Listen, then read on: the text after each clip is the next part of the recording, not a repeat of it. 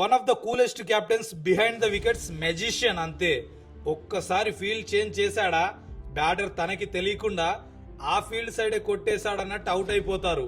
టీమిండియాకి ఎంతో పేరు ప్రఖ్యాతలు తెచ్చిన అతనికి ప్రేమతో పాటు హేట్రేడ్ కూడా ఎక్కువైంది. ఎంత హేట్ చేసినా టీమిండియాకి అతని సేవలు అబద్ధాలైతే అయిపోవు కదా.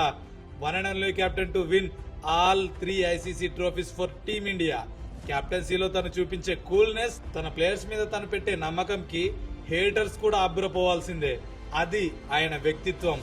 ఐపీఎల్ ఆడాల్సిన అవసరం లేదు అని తెలిసినా కూడా ఫ్యాన్స్ కోసం ఒక లెజెండరీ ప్లేయర్, అన్క్యాప్డ్ ప్లేయర్ గా మారి ఐపీఎల్ 2025లో మళ్ళీ అడుగు పెట్టబోతున్నాడు.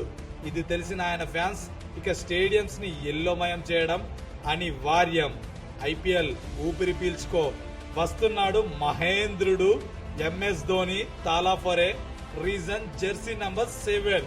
నువ్వు హేటర్ అయినా ఫ్యాన్ అయినా ఒక్కటి గుర్తు పెట్టుకో, ఫ్యాన్ అయితే అతన్ని కొలువు, అంతేకాని ఇంకో ప్లేయర్ ని హేట్ చేయకు.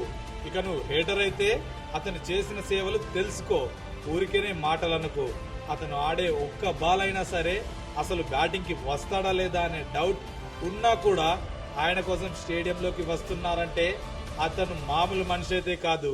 క్రికెట్ అభిమానులకి నంబర్ 7 ఎంఎస్ ధోని ఖచ్చితంగా ఆ మహేంద్రుడితో సమానమే అని కొలుస్తున్నారు.